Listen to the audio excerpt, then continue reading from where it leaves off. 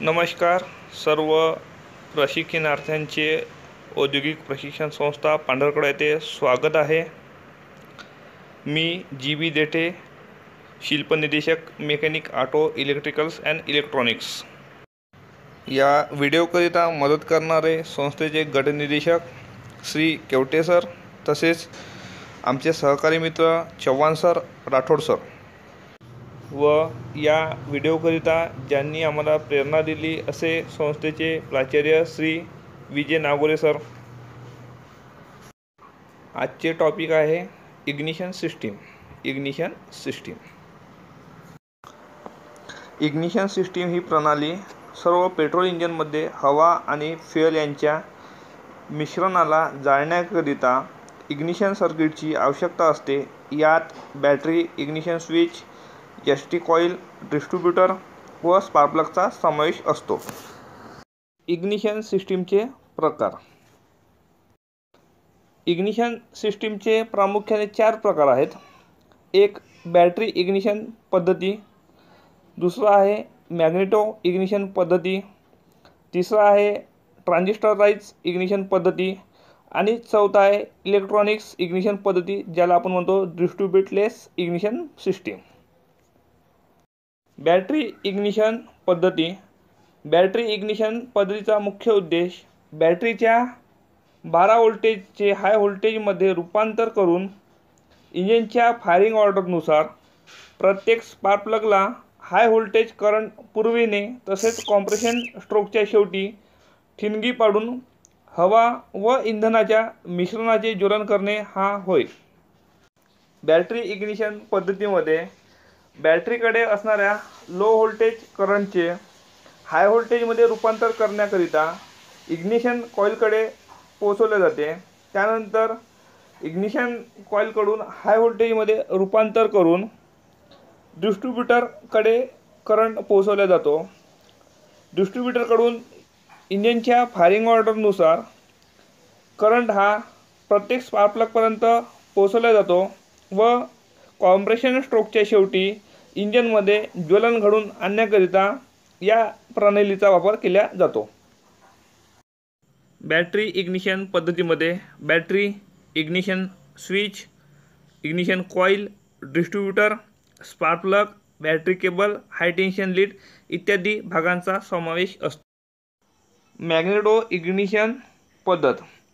Magneto ignition पद्धत ही फक्त 2 व्हीलर या वाहनामध्ये वापरल्या जातात। यामध्ये magnet, ignition coil, CB point, cam, ST coil, condenser, spark plug इत्यादी भागांचा समावेश असतो। इग्निशन कॉईल बॅटरीकडून घेतलेल्या लो टेन्शन प्रवाहाचे हाय टेन्शन प्रवाहात रूपांतर करण्याच्या या साधनास अप ट्रान्सफॉर्मर सारखे कार्य करते। आपण पाहिले की बॅटरीमधील फक्त 6 किंवा 12 व्होल्ट दाबाचा प्रवाह इग्निशन कॉईलकडे घेतला जातो, पण या कॉईलमधील रचनेमुळे जवळजवळ 18,000 ते 20,000 व्होल्ट दाब तयार होतो। त्यामुळे उच्च दाब हा स्पार्क प्लगपर्यंत पोहोचवता येतो। डिस्ट्रीब्युटर इग्निशन कॉईलकडून आलेल्या हाय टेन्शन करंटचे सर्व स्पार्क प्लगला करंट पोहोचवण्याचे काम या भागाद्वारे केले जाते, म्हणून यास डिस्ट्रीब्युटर असे म्हणतात। डिस्ट्रीब्युटरमध्ये खालील भागाचा समावेश असतो: distributor shaft, distributor body, distributor cap, CB point, condenser, baseplate, centrifugal weight, rotor. Condenser कंडेन्सरलाच कॅपॅसिटर असे म्हणतात। कंडेन्सरचे स्थान प्रायमरी सर्किटमध्ये सीबी पॉईंट टर्मिनलवर पॅरलल जोडलेला असतो। कंडेन्सरचे कार्य सीबी पॉईंट जळण्यापासून सुरक्षित ठेवणे, magnetic line of course collapse करणे, हाय व्होल्टेज प्रवाहाच्या निर्मितीला मदत करणे।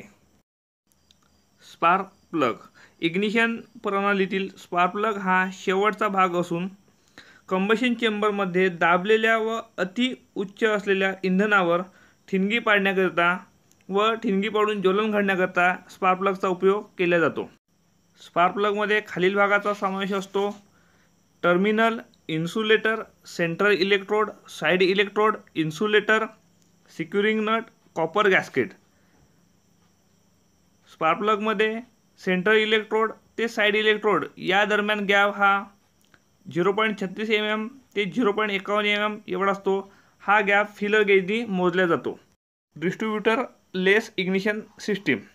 मल्टी सिलेंडर इंजनवर डिस्ट्रीब्युटर शिवाय इग्निशन सिस्टीम कार्य करते, म्हणून यास इग्निशन सिस्टीमला डिस्ट्रीब्युटरलेस इग्निशन सिस्टीम असे म्हणतात. डिस्ट्रीब्युटरलेस इग्निशन सिस्टीममध्ये डिस्ट्रीब्युटर नसून यामध्ये engine control module, ignition control module, magnetic triggering device, ignition coil इत्यादी भागाचा समावेश असतो, म्हणून या सिस्टीमला डिस्ट्रीब्युटरलेस इग्निशन सिस्टीम असे म्हणतात.